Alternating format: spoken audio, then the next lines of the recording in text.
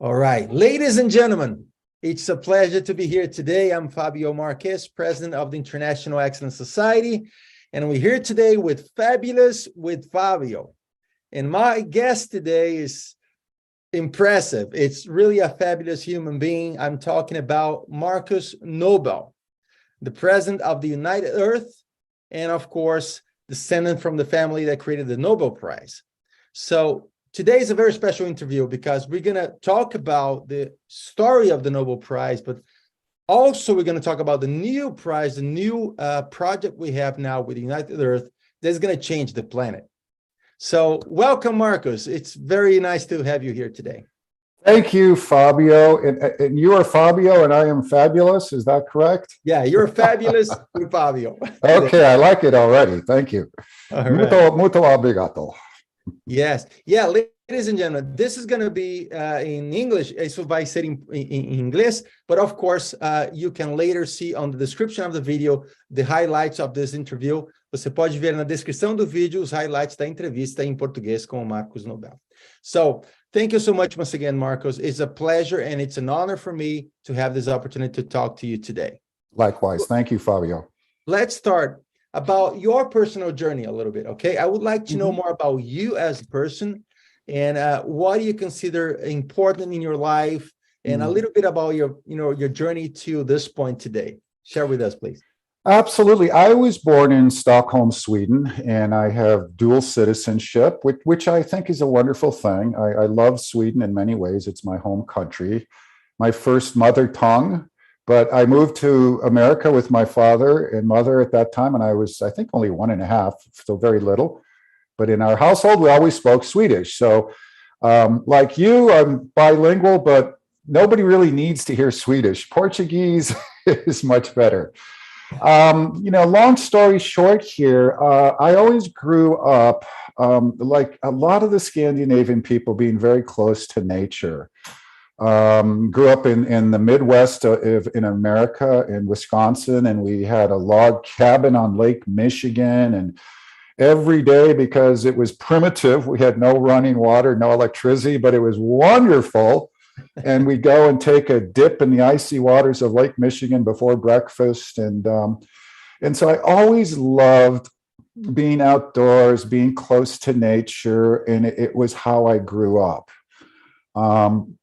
And so those were the early years. I did go through American university and education and so forth, and studied biology and earth sciences before I moved more into communications, photography, writing, journalism, and later on video and film production, and spent a bunch of years in Los Angeles pursuing that.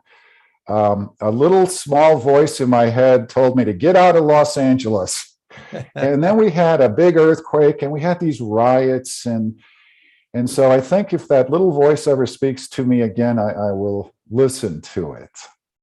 Yeah. So I guess what I'll do now is jump into a little bit, and please feel free to stop me at any point and ask a question, but, where did the Nobel Prizes come from?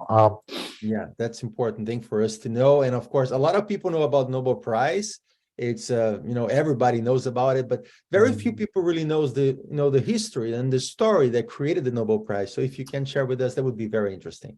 Well, it is, and it seems like it's so long ago. Alfred Nobel lived from 1833 to 1896.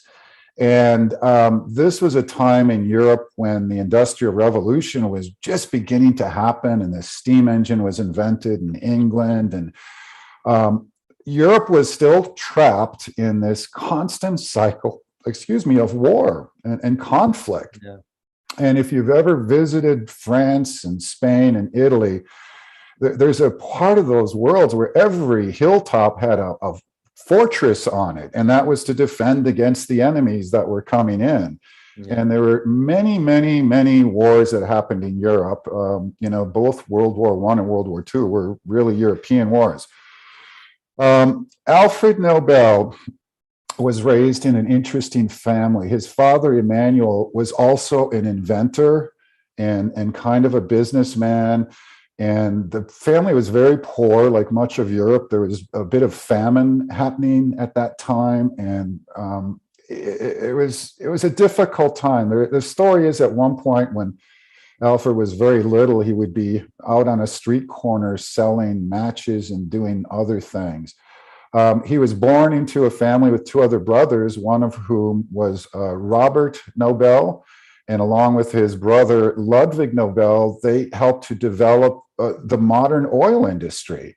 They were the first ones to build oil tankers and oil derricks, and so it was a very industrial family. Alfred, being the smallest child, he was, how would I say this? He was he was the runt of the litter. He was not healthy. They weren't sure he was going to even live for a while. But Alfred's mother and father, they recognized that this kid's pretty smart and he might not be able to do what his older brothers could do, but they gave him an education. And his preferred area of study, where he actually did very well, was in chemistry. So he loved chemistry and he was always fooling around with things. They brought him in touch with an Italian chemist who gave him, at that time, a world-class education in chemistry. And again, this was an early science. It was just starting to take off. Now, here's where it gets a little strange. So here we have Alfred Nobel with his background in chemistry, and his father, Emmanuel, was involved in an armaments business. Just like today, unfortunately, building weapons and defensive and offensive was very profitable, and he had contracts. And one of the contracts they had was to build mines, to mine harbors and things like this. So it might sound a little strange that the architect of peace came from this family which built armaments, but that is true. As a matter of fact, there's a great book out there called Some Call It Peace. And what it says there is that the Nobel Peace Prize is probably the most famous prize in the world, but it's also the most controversial. So was Alfred's stroke of genius. Nitroglycerin was the main explosive used at that time. And they used it for mining. They used it for other things. It wasn't really good for weapons. And it really wasn't good for anything because it was so unstable. A drop of it would create quite a large explosion. And Alfred Nobel had several nitroglycerin factories throughout Europe, and a lot of them blew up. There's a story, and I believe it to be true, that the people that would mix the nitroglycerin had to sit on a stool with only one leg, because if they fell asleep or they weren't paying attention and you had to keep stirring nitroglycerin, it would accidentally go off. So Alfred gave himself this personal challenge. He says, wait a minute. We have the explosive, but it's not stable. We can't use it. And he was building factories in the United States. And one of the horrible stories is they're going, well, what do we do with this? And somebody says, well, maybe we could use it at a slaughterhouse to process hogs and cattle. And of course, that was horrible. So I'll make the analogy to Thomas Edison, who was also one of these great single genius type of inventors, many patents. Thomas Edison tried 101 different ways to make the incandescent light bulb. And he tried it in a vacuum, he put in inert gases, and then what he finally figured out, it was tungsten. The filament was tungsten in a vacuum, would allow that light to be created and to be safe. So Alfred Nobel tried 101 things, 1,000 things. How do we stabilize nitroglycerin? And what sometimes happens in science and other parts of life, the answer appeared as an accident. So at that time, when they were shipping chemistry containers and beakers and tubes, they were all fragile. And they used this packing material called Kieselguhr. It's a German word, but it's kind of like meerschaum. It's this very foamy, light substance that it could be mined. It comes out of old seabeds. And he looked at the packaging material that his beakers came in, and he says, why not? Let's try this. And lo and behold, that stabilized nitroglycerin. That became the formation of what we call dynamite, which was Alfred Nobel's word. He coined that. And, the rest is history. So it became overnight this huge industry. He had the patents on it. He open factories all throughout the world. For example, if you go to, well, New York City, I've been there in Central Park. He sailed across the ocean at least once, came to America. He blew up the rocks that had guarded the harbor and made the entrance to New York City harbor dangerous, and ships would break up there. But there's a spot in Central Park, New York, where you can go and look at these, I think it's granite rocks, where he drilled them and blew them up as part of the demonstration, which is sort of funny. So I could go on and on here, but I also just wanted to.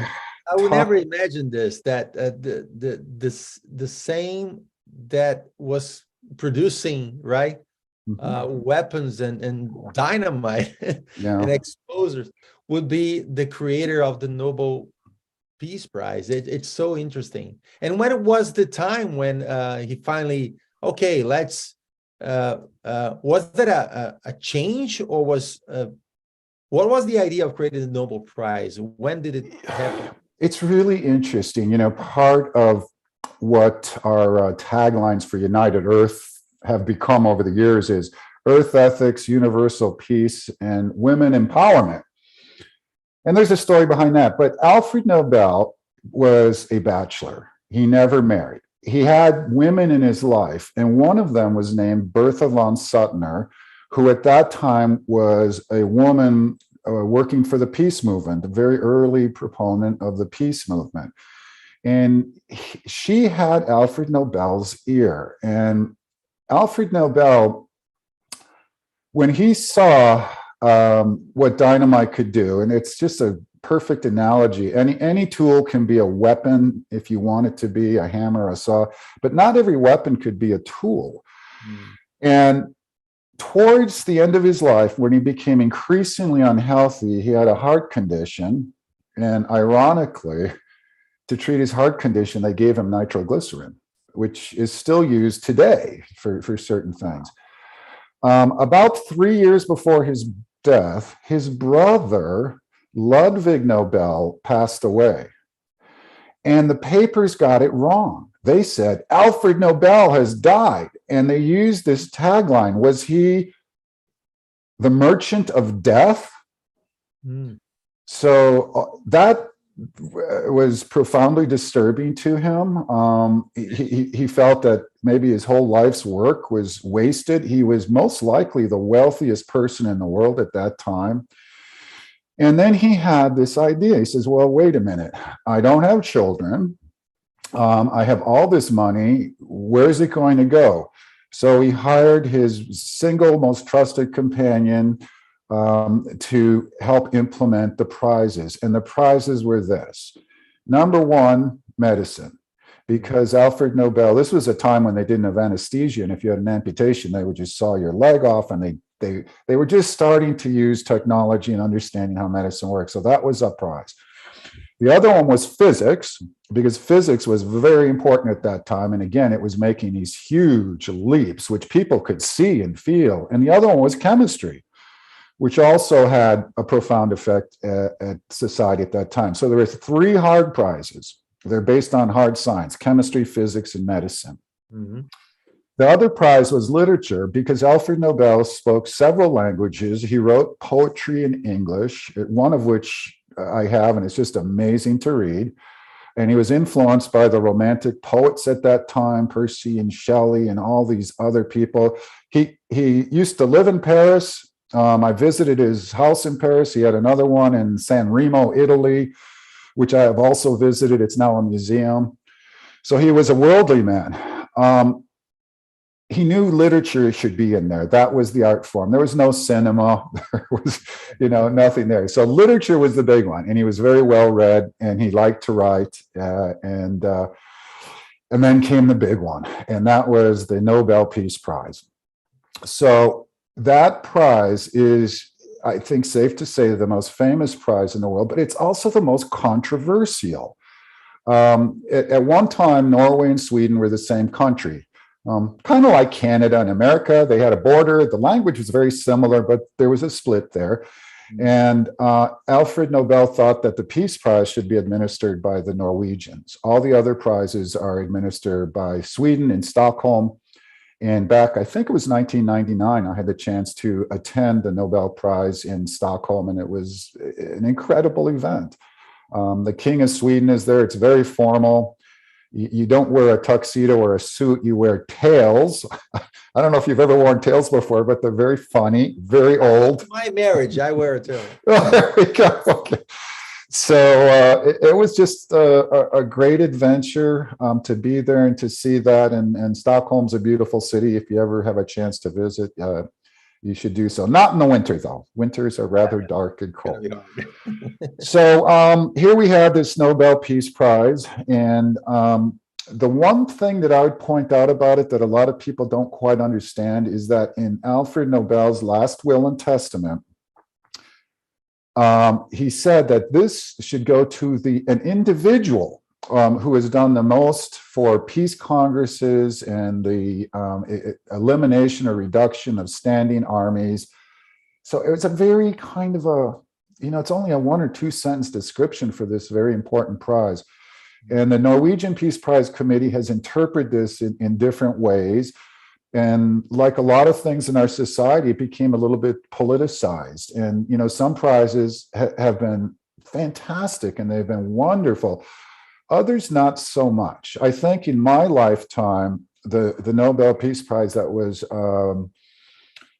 it really hit home was the one that went to Dr. Martin Luther King. So in 1964, I think I was 8 or 10, something like that. And in America, we had race riots that were happening. It was still percolating. It was not a good time. And Dr. Martin Luther King, who was a Christian preacher and a pastor, and took the book from Gandhi about nonviolence and civil disobedience, but nonviolence. He preached that very clearly. And when he won the Nobel Peace Prize, it elevated him to a global status. It gave his movement a lot of recognition and a lot of respect, funding, credibility. yeah. So, and then there have been some ones that have been not so good, and it's going to go back and forth a little bit. But the Nobel Peace Prize is actually, Fabio, why you and I are talking right now, because as I worked with my father, Claes Nobel, and I should mention him here and talk to him, he goes back a long time. We traveled as a family back to Sweden in 1972, and he went to the Nobel Foundation at that time and says, it's time to make a Nobel Prize for the environment. Yeah, that's how it was coined at the time. In 1972, Richard Nixon created the Environmental Protection Agency, the EPA, also the Endangered Species Act. So it wasn't so politicized where only the Democrats can talk about the environment. So here was a very conservative Republican. He created these institutions. My father got interested in the population issue, which is, of course, really big still today.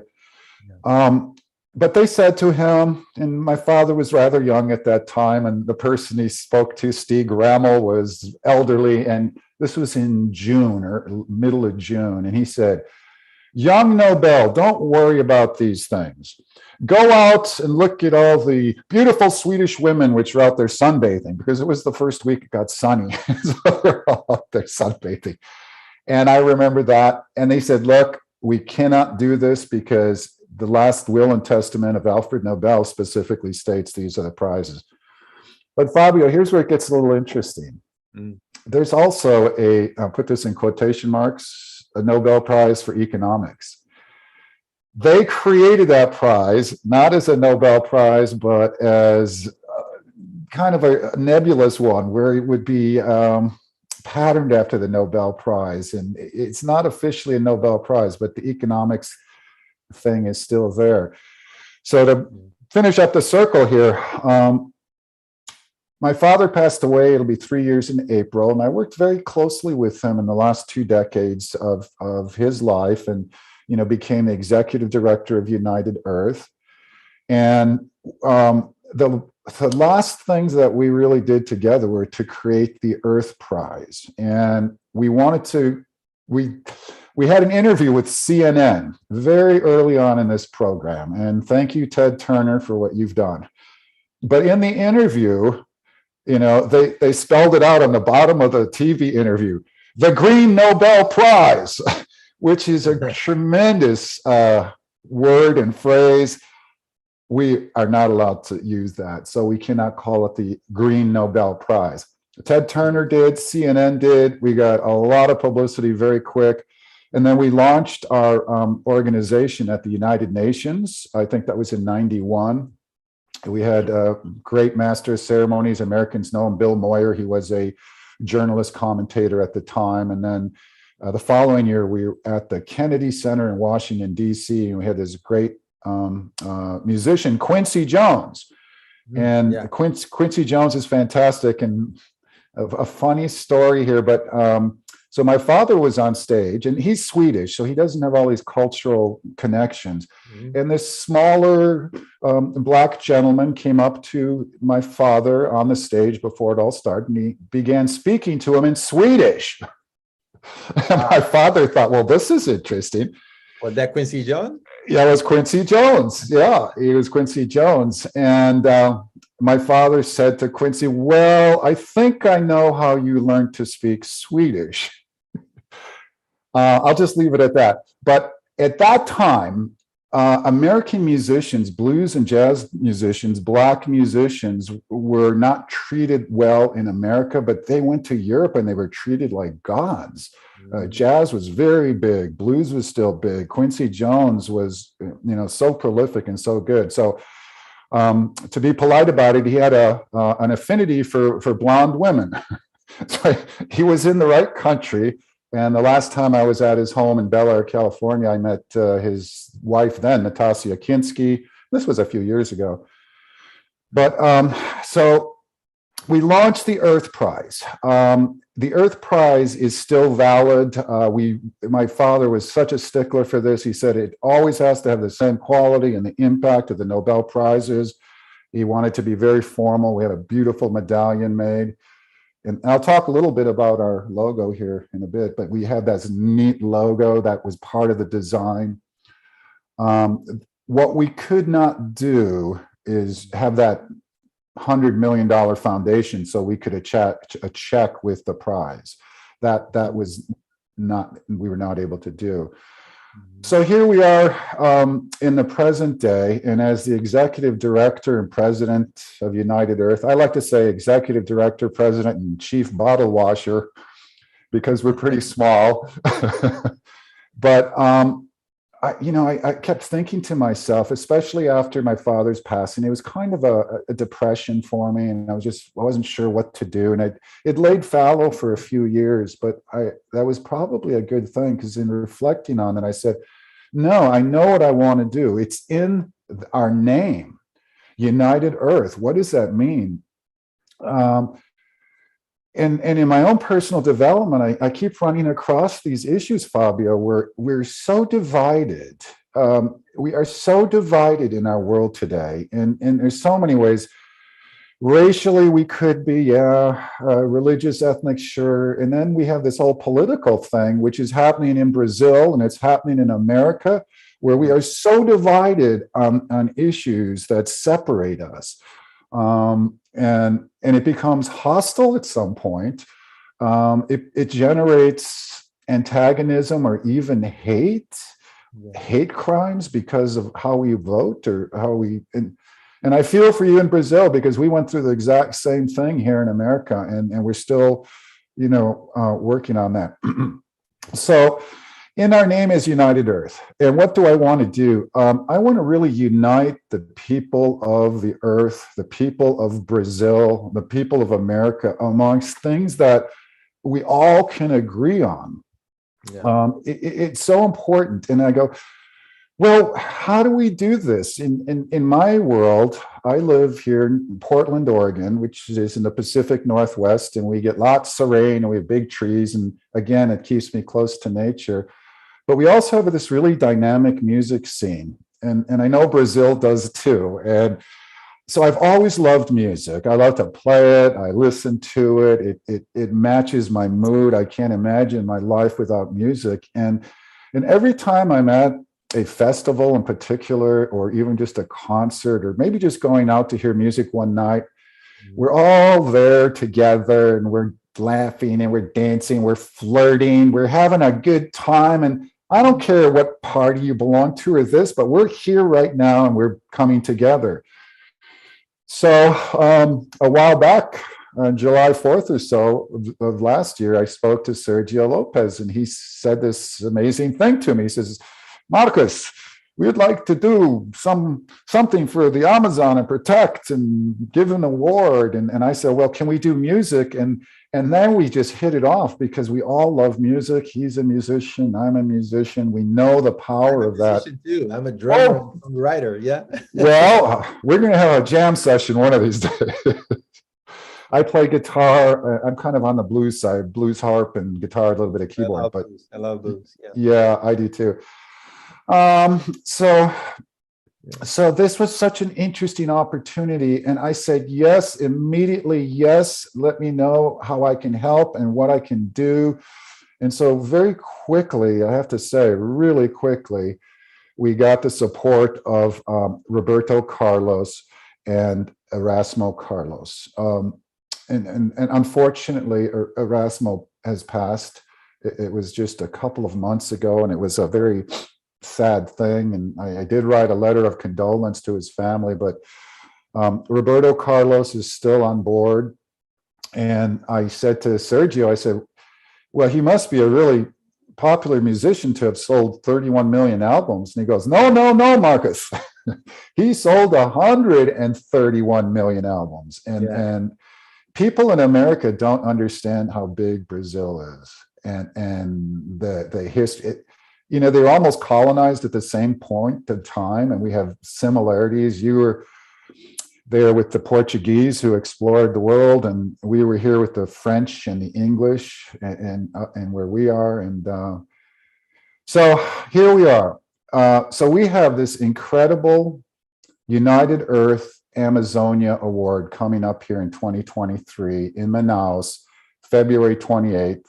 Yes. And when I again, just speaking to all my new Brazilian friends here, I was always saying, the Amazon is not going anywhere, and neither are we. And what we really want to do is unite people in ways where we can agree upon certain values. And I'll say this too, excuse me. I have a belief here that music can actually change the world.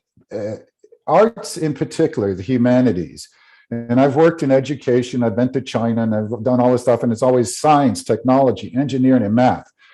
Very, very important. But just in Alfred Nobel's time, he recognized that science and technology by itself will not solve humanity's problems. Yeah. Alfred Nobel was a student, a great student. He was a chemist. He became an extremely successful industrialist, most likely the most wealthy man at his time. And then he became the modern face of philanthropy. And he said, I'm going to donate all of my money to these prizes. And his family was dead set against it. They thought he was crazy. They said, what are you doing? Well, you're gonna take all of this money and give it away? Nobody had really done that before.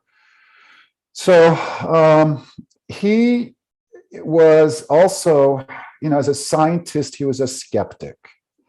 He questioned things. Why is this like this? How can we change this? He was also a little bit of a cynic. He was, and this is an interesting phrase in today's language, but he was spiritual but not religious.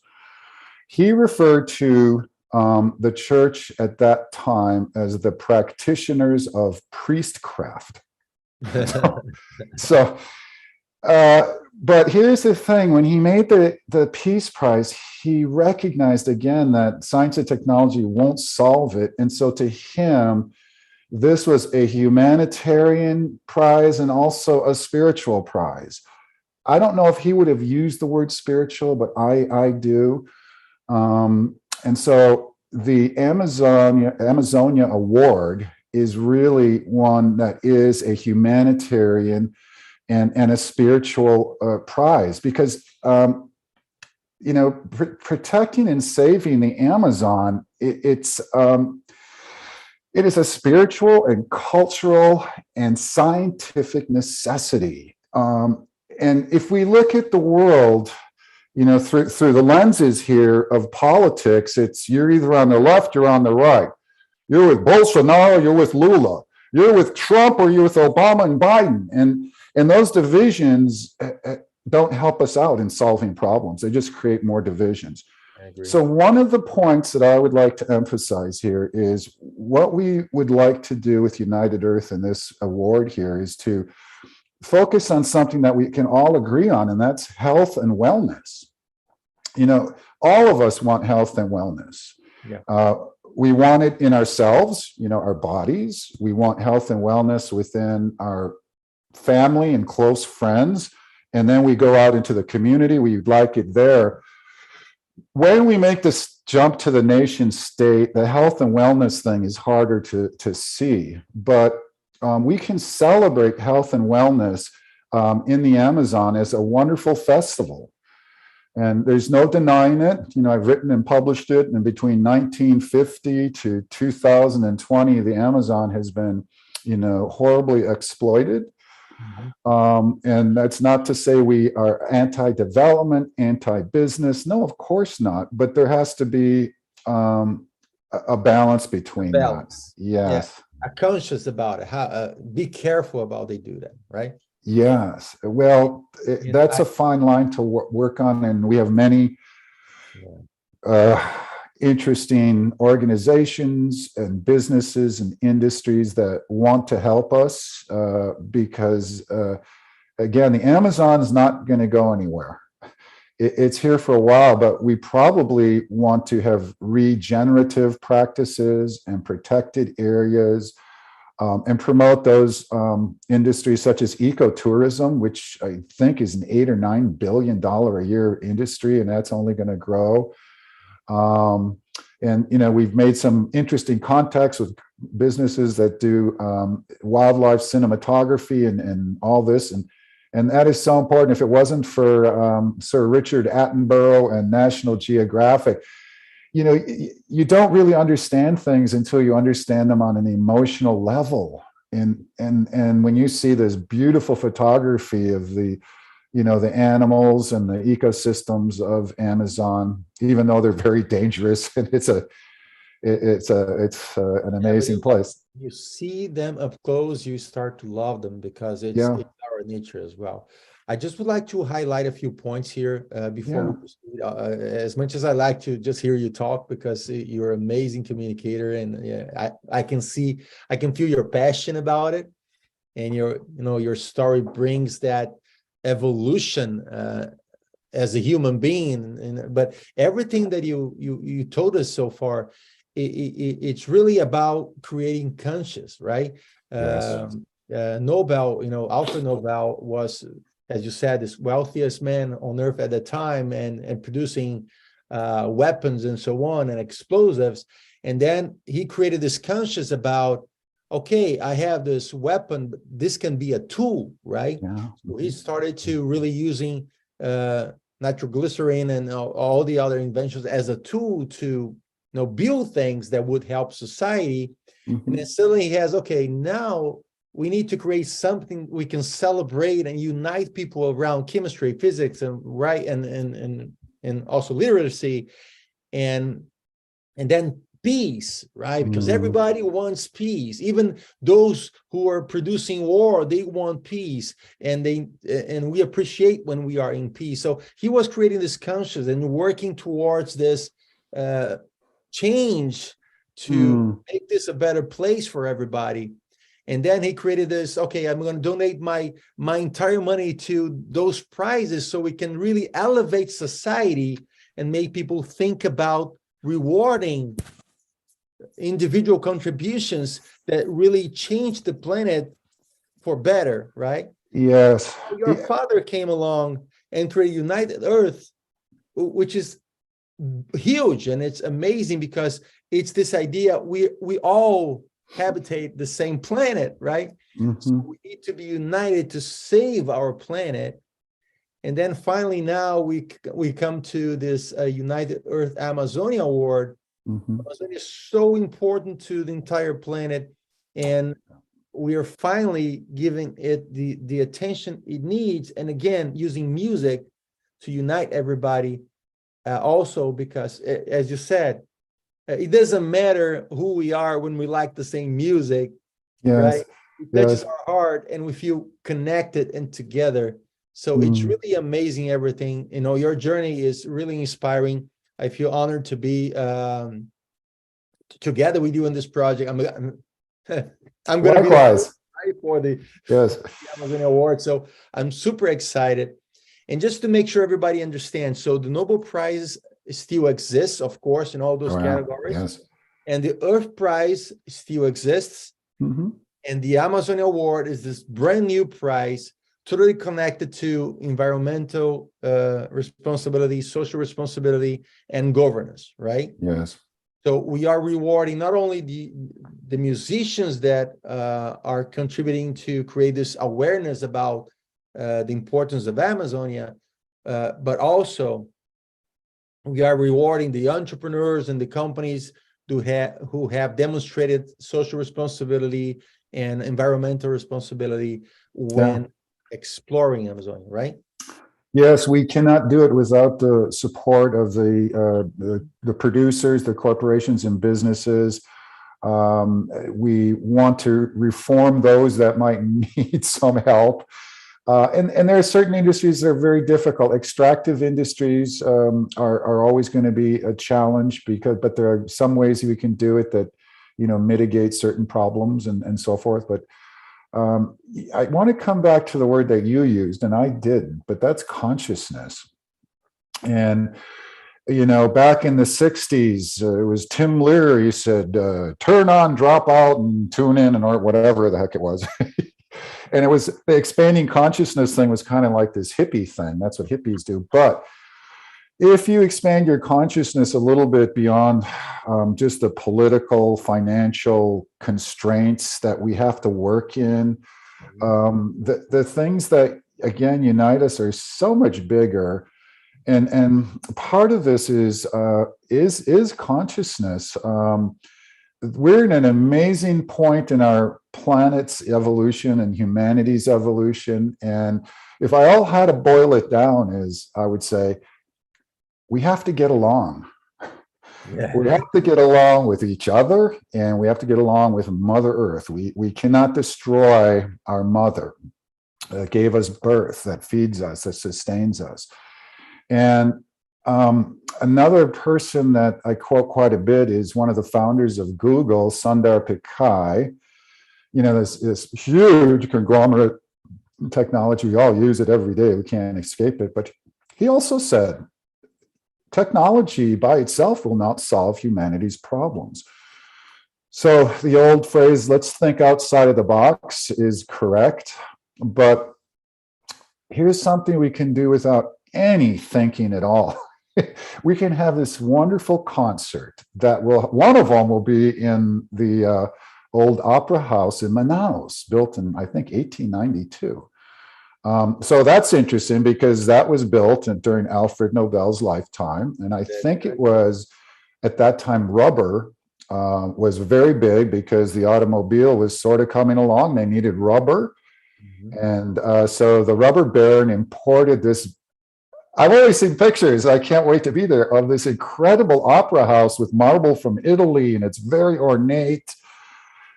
And so during a concert, like any of the humanities, the arts, they can sort of touch your heart, and it can be consciousness expanding. If we ever come to the idea that we do live in a united earth and we can speak in a collective voice about something like health and wellness, that's powerful.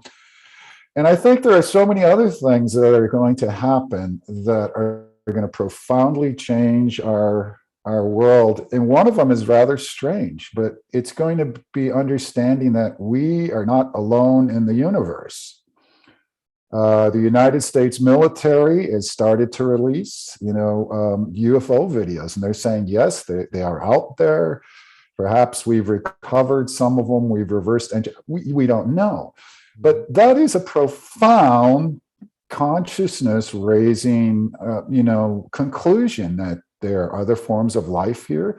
At one point, the Earth was the center of the universe, and the sun revolved around the universe. Galileo said, no, I'm a scientist, I have a telescope, I know that the sun is the center of the universe and we revolve around it.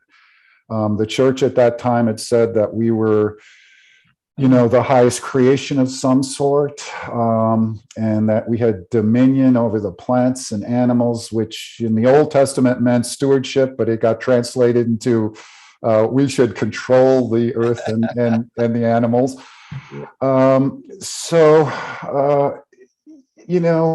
Bringing different people together to have fun, to celebrate health and wellness and music and food and all the other arts. And by the way, I have to mention the sculpture that is being created. And I'm so sorry, I forgot the sculptor's name. But wow, that is going to be a permanent sculpture. Rosa. Thank you. Yeah. See, I have all these friends that I've met on Zoom calls, but I haven't met them in person. I look forward to meeting you and everybody else. And the sculpture is beautiful because that will be a permanent fixture in Manaus. And our long-term goal, Fabio, is really the same. Is we would like to, unlike the Nobel Prizes, which will go from one part of the world to the other part of the world, and I respect that. Our business model is to say, well, we're going to stay here and we're going to continue to do this year after year.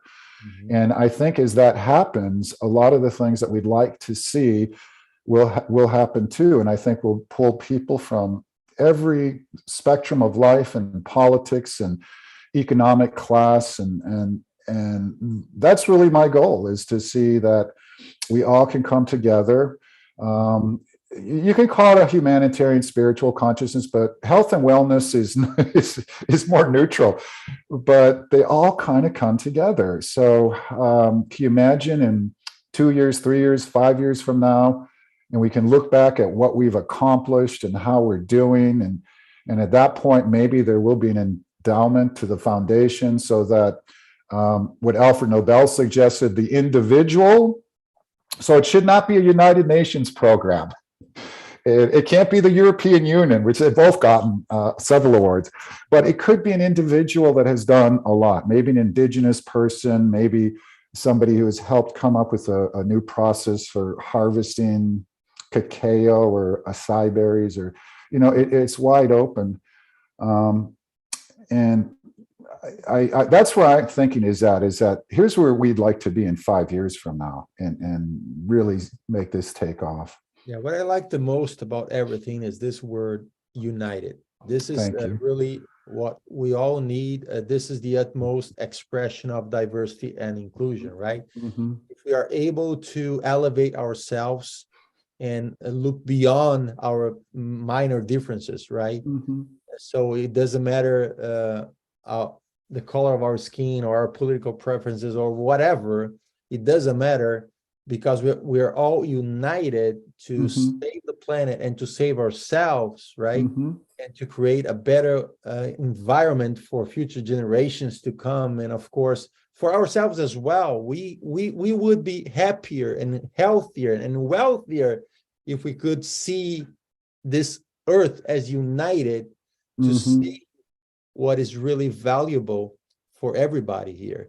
And accepting differences and respecting differences and working our differences to make something even better, think out of the box, create something new. So, as an expert in excellence and at the same time in influence, I know that the best way to create something excellent is respecting the differences and using positive and ethical influence to mm-hmm. spread the message and invite people to participate in the process of creation. So this is a huge. If you have the time, please explain the logo and Oh, how yeah. to create the inspiration to create the logo, so we have even more connection with the United Earth Institute. Yes. In America, we have to work with the Internal Revenue Service, the IRS, and they have a designation of a not-for-profit, excuse me, which is a 501c3, and it means that we are tax exempt and contributions can be tax deductible as well, and you can work with foundations and so forth.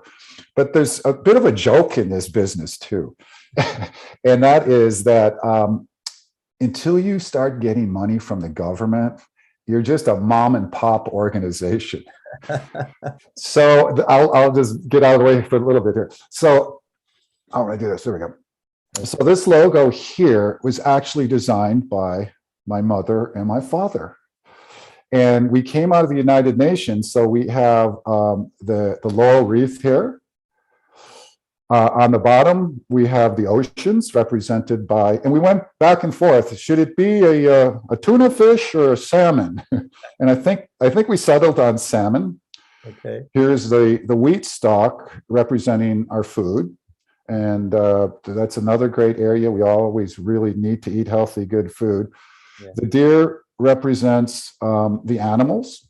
So actually here we have all these in the Amazon. We have food, because you harvest food. You've got fish. There's one really big fish there. I know you guys eat. And then there's the animals, the jaguars, everything in there. And here we have nature, basically represented by a Douglas fir, a big pine tree we have in the Pacific Northwest. And here at the top, we have a bird, but it doesn't really represent a bird. It represents humanity's higher calling. And humanity is not at the top. And that we kind of went back and forth on this, and they were funny hand-drawn sketches, and we had a very nice design firm do that. But within this relationship, it's all symbiotic, and one affects the other. But this idea of consciousness and a higher calling, whatever you'd like to call it, is really important. And we've had this, it's a registered trademark, we own it. And I think it's beautiful after all these years. We had a few iterations on it, but again, that idea of consciousness does come into play here. And I think, I'm not a guru or a spiritually driven person in many ways. I'm a little too practical and skeptical of things, but that is important. And it's not, and I've met many spiritual leaders and many religious and monks, and I met the Dalai Lama when I went to India, and they all have something important to say. And the fact that we can't get along is just horrible. And then I have to come to what affected Alfred Nobel here. The biggest industry in the world is our armaments business. And what we see happening in Ukraine right now is absolutely horrible. Putin is not doing anything good here. But the other reality is there's billions and billions and billions of dollars in armaments that need to be replaced. And we have a possible invasion by China of Taiwan, which is extremely concerning as well. So this idea that humanity's largest economic engine is the weapons that will destroy us. And in Alfred Nobel's time, they had gunpowder. And this is kind of horrible, but, in the prehistoric times, if you wanted to kill somebody, you had to spill their blood. You had to stab them, hit them. You were right there up front. Gunpowder, you could be or swords, you could be a little further away. Gunpowder, a little further away. Artillery, you could be miles away. Now we have, hypersonic missiles that will go 7 or 8 times the speed of sound, and they're not even controlled by humans anymore. They're controlled by an algorithm, because the next war will happen so fast that human brain can't even keep up with it. So somehow, this division, it's a political, ideological division, has to be overcome, and it's not through violence. It's not through breaking things. It's not through a violent overthrow. I think we have to focus on that little bird up there on top, the dove of peace, because otherwise we fall into that trap of we're just going to do more wars, and peace should not belong to any party. Gravity, it's like, does gravity belong to the conservatives or the the liberals? I mean, no, it belongs to everybody. And I believe deep inside, everybody knows that we should be united, but people make decisions based on fear, yes, not on hope. that is such a good point. And I don't want to go too deeply into this because it's off subject here, but there are all these schools of thought of how you take over cultures and societies, and the number one is you have to create fear, and you have to demoralize people, and you have to divide people. So what I sincerely hope from the bottom of my heart is that our event in Manaus will be the beginning of breaking down some of those barriers. And well, here's my wish. I don't think it'll happen. I want President Lula to be there, and I want former President Bolsonaro to be there. I really do. Will it happen?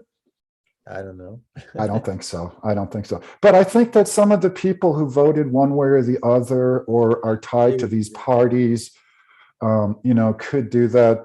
We don't want any cost violent revolutions. That is, war is obsolete. It's still happening, but it can't go on. So the more we unite people, and the more we create joy and celebration, and I keep coming back to health and wellness, because who's not against health and wellness? We all want that. Then it becomes easier to say, yeah, I want to support this. Yeah, I agree. I've been always a visionary that believed in harmony, in union, in peace, and I believe everybody can progress. Yes. There's enough for everybody to grow, to evolve, and to have a better life. We don't need to take from other people so we can have ours, right? I believe in abundance. So, of course, a lot of people have said throughout my life that I'm a dreamer, but I'm not the only one, right? Like, there you go. That sounds familiar. Where have I heard that before? I hope someday you can join us, right? Yes. And the world will be as one. So it's this United Earth for me is like a dream coming true. Getting to know you, having the chance to talk to you and to be part of this project for me is really a dream coming true. I feel complete. I feel really accomplished, and I really hope that, as you said, this is going to be the beginning of a new era. People will start to realize that we should put our differences to work together as one team for our loved Earth. That's beautiful. I couldn't have said it better myself. Thank you for that, Fabio. No, I thank you. I want to thank also LCTM Brand Builders, right? Sergio Lopez and all the team. Yes. They have done an amazing job putting all this project together, working in partnership with you. And there are so many pieces to make this work. And I feel really blessed that we're all involved in this with so many wonderful people working together to make this a reality. Well, it's been a privilege and an honor. I have been to Brazil. I think I was there in '95, but I only went to Brasilia, which was interesting. But I look forward to Manaus and hopefully Sao Paulo, and maybe I can meet the girl from Ipanema. In Rio? Wherever Rio, yes. And it's interesting because Americans, they have no idea about Brazil. They do know it, but they have no idea how big it is, how big the music business is, and how similar we are.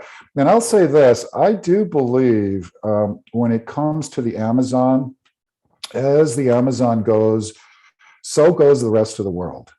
If we fail to protect the Amazon, and it for whatever reasons, war, economic destruction, whatever it is, the rest of the world is going to go the same way. If we can be that shining example that we brought people together, we had a common purpose, and we're going to regenerate the ecosystems and the species and the habitats.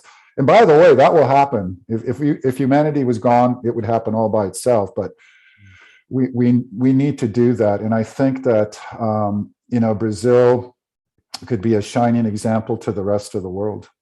Yeah, and we can also protect and educate the community of Amazon, right? So we can really make an impact with this. And well, your final, I know it sounded like you gave us your final message already, but any final words before we, disconnect today? Well, people like to have fun. We're human and we have things that we have to do, and we've got to pay bills, and we have all these things that weigh us down. But where do we come together with all of our differences and say, yes, this is something we can all support, and we're not going to support it. We're going to celebrate, and we're going to create joy within ourselves and joy in the fact of what we're doing. And people, anybody and everybody can come and be part of this movement and the birth of this Amazonia Award. It's a very big deal. And what people can do to celebrate with us, to support us in this? Is there anything they can do, or just spread the message so more people know about it? What do you think? Well, social media is, of course, extremely important. And I need to be more active on that. It's not in my normal nature to always be texting what I had for breakfast. But yeah, social media is wonderful. If you can come to Manaus, great. But we're going to have some tremendous streaming opportunities on Facebook and YouTube. There will be ways where if people, and especially corporations, were interested in supporting this and becoming affiliated as one of the sponsors of the Amazonia Award, that is extremely important as well. Let's be honest, nothing happens in this world without money, and we need some money. Yeah, but we can use money for good, right? So, yes, absolutely. So unitedearth.us, is that a website?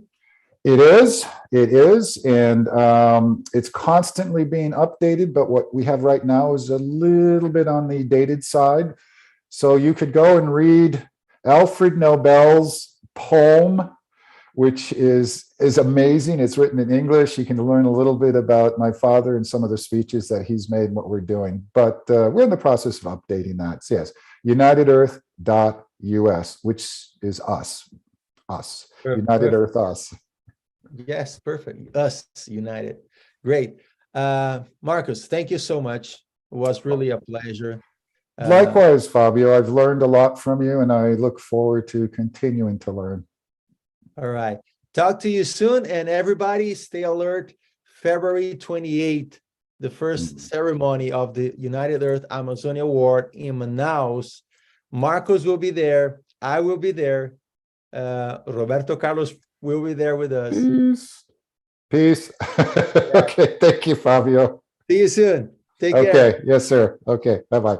Thank you so much.